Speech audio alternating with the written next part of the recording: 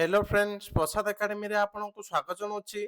देखंतु Odisha public service commission रो recruitment को लेकिन आपण मान भिडियो रे गोटे इंपोर्टेंट अपडेट रही तो कौन रही से अपडेट चलतु डिटेल रे देखा। तो डिटेल रे देखा पूर्व आप गोटे छोटिया इनफर्मेशन चाहिए। तो जो मैंने भी ओएसआईटी रो कंप्यूटर सर्टिफिकेट करने चाहते तो डिसेम्बर मंथ रो आज हूँ लास्ट डेट। तो जो मैंने आज जॉइन होगा चाहते शीघ्र जॉइन हो जातु। ये कंटाक्ट नंबर दिया जाए नंबर को कंटाक्ट करके आपने जॉइन हो पारे। ता सहित जो मैंने मॉक टेस्ट परचेस करने चाहते प्ले स्टोर प्रसाद एकेडमी एप्लिकेशन को डाउनलोड करके happy new year coupon use करके आपण माने 15% ऑफ पाई परिबे। तो एबे चलंतु डिटेल ले देखिबा कोन रहिछि ओपीएससी रो रिक्रुटमेंट को नेकी इंपोर्टेंट अपडेट।